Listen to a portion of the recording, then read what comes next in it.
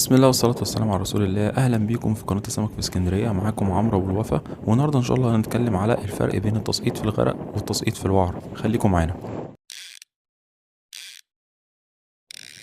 في البداية حابب نوضح نقطة. احنا مش بنقول الفرق بينهم عشان مثلا نقول مين فيهم أحسن. طبعا احنا هنقول الفرق بينهم، وحتة مين فيهم أحسن ترجع لك انت، لأن كل حاجة ليها مميزاتها وليها عيوبها، وطبعا كل حاجة ليها محبينها ومناصرينها.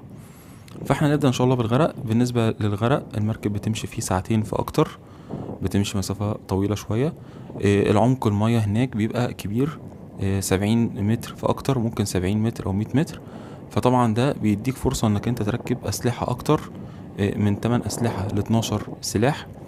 وطبعا عشان العمق الكبير ده تحت منك بتحتاج انك انت تحط رصاصة كبيرة، رصاصة 200 جرام، في حدود 200 جرام، عشان انت العمق تحت منك كبير. كمان المصيد نفسه وانت في الغرق، تحت منك مفيش صخور، بيبقى فيه رملة، فطبعا فرصة انك انت تشبك او فرصة انك انت توعر قليلة. غالبا مفيش حاجة تشبك فيها.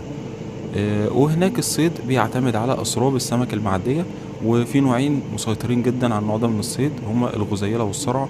وفي انواع تانية ضيوف شرف زي البلاميطة البلدي والشخورة البلدي، وممكن كمان دنيس. في نقطة حابب ان انا اوضحها، انك انت دلوقتي حاطط رصاصة 200 جرام والسنارة فاضية، يعني انت نازل بخمس كيلو والسنارة فاضية، وانت حاطط اسلحة كتير ومعتمد اصلا على سمك بياكل. فمثلا انت مثلا حطيت الرصاصة 5 جرام دي، وشبك معاك سمك مثلا 6 سمكات أو 7 سمكات.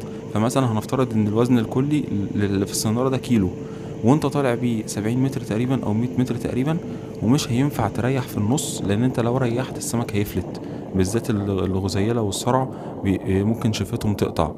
فانت لازم تلم الكلام ده كله شوط واحد كده، ترك لحد فوق.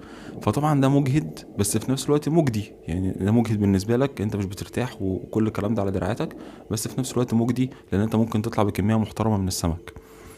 بالنسبه بقى للوعر، الوعر عكس الكلام ده كله. الوعر واعر جوي يا اخوي. ليه بقى؟ لان تحت منك صخور. اولا انت بتمشي في بالمركب مسافة من 40 دقيقة ل50 دقيقة أو ساعة بالكتير.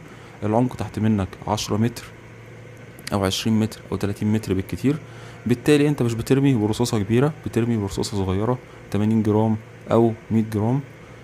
كمان الإحساس بالسمكة عالي، لأن السمكة قريبة منك. في الغرق السمكة بعيدة والرصاصة تقولها كبير، فإحساسك بالسمكة بيجي مع الخبرة ومع الممارسة.